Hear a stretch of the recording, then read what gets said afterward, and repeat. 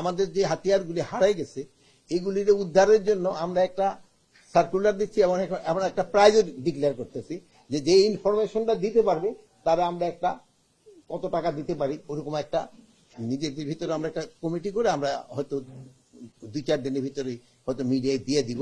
যদি আপনারা কেউ খবর দিতে পারেন তবে ওই ওই ওই পুরস্কারটা সে পাবে। 700 কোটি রাজধানী মৎস্য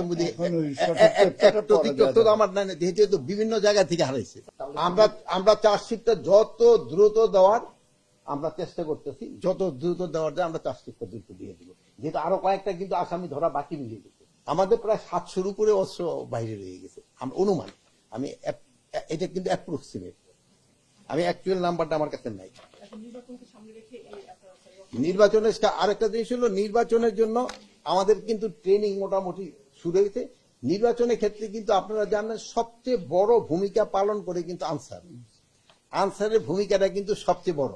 এবার আমরা আরেকটা জিনিসও করতেছি, অন্যান্য সময় আমাদের থাকে না কি জানি বলে এই প্রিজাইডিং অফিসারের সাথেও কিন্তু আমরা একজন হাতিয়ার সহ আনসার দিয়ে অনেক সময় দেখেন যে প্রিজাইডিং অফিসারে অনেক সময় করে অ্যাটাক করতে যায়। এই জন্য ওনারাও আমরা কিন্তু একটা হাতিয়ার সহ ওনার একটা আমরা গার্ড ব্যবস্থা করতেছি যেন ওনারাও কেউ যেন কোন রকমের কিছু না করতে পারে, মানে ওই ইলেকশনের পিরিয়ডে।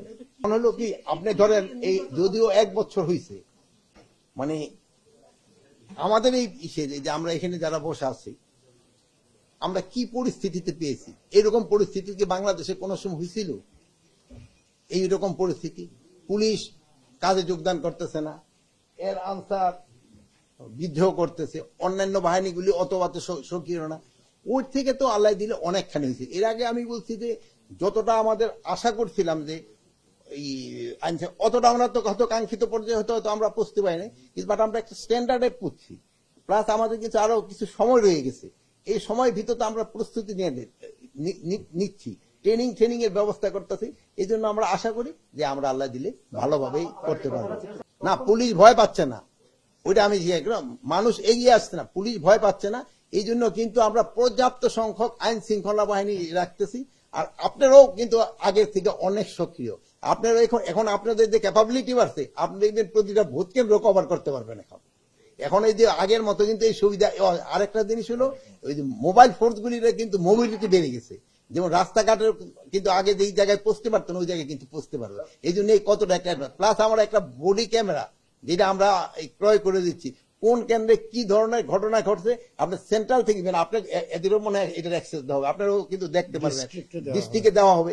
আপনাকে ডিস্ট্রিক্টে যারা প্রতিনিধি যারা এরা নিজেরও করতে পারবে, যদি কোনো কেন্দ্রে কোন ধরনের এরকম হইতে থাকে ওটা ইভেন সিস্টেমটা এরকম হবে, মানে আমি হয়তো ডিটেল আপনাকে বলতে পারতেছি না, যে ওখান থেকে সিগন্যাল চলে আসবে।